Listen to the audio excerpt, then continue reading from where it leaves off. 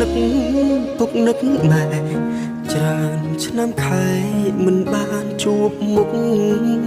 ឆ្ងាយផ្ទាំងព្រួមានបនទុំញឹងហូរទល់យប់បដូរយ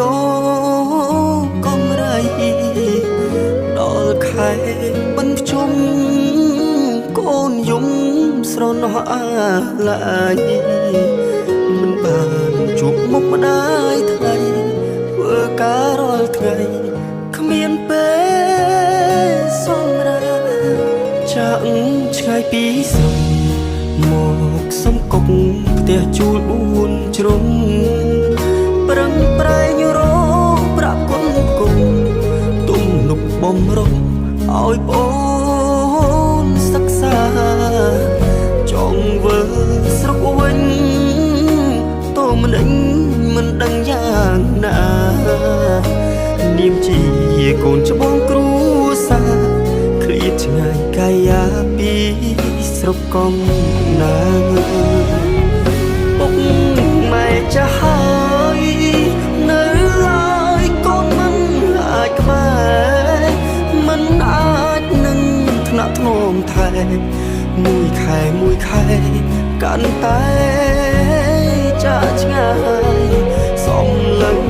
មើលមេទឹកភ្នែកកូនស្រលីបាយញើហូរដូចទឹកជួកាយចិត្តអើយខ្វល់ខ្វាយពេលណាហត់ទុកពីពុកម៉ែផ្ដាំកូននៅចាំមិនអាចបំភ្លេចធ្វើការកុំខានបាយទឹកចេញនឹករលឹកដឹងគុណពុកម្ដាយធ្វើជាមនុស្សល្អទូក្រក៏ម៉ែមិនស្ដាយជាតិនេះកូនពិតសប្បាយទូពីបាក់កាយតែចិត្តកូនសុខ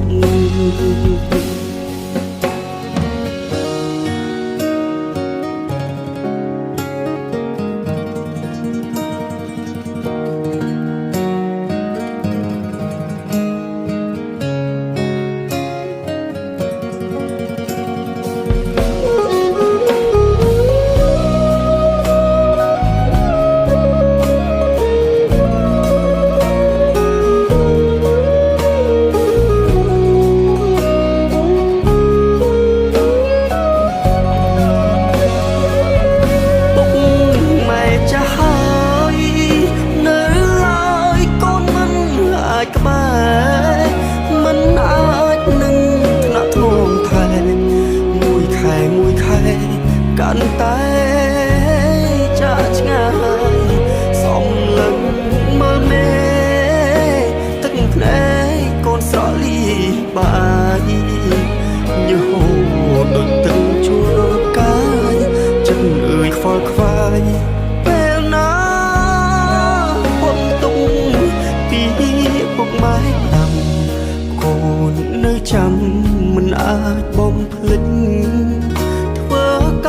កុំខានបាយទឹកចេញនឹករលឹកដឹងគុណពុកម្ដាយ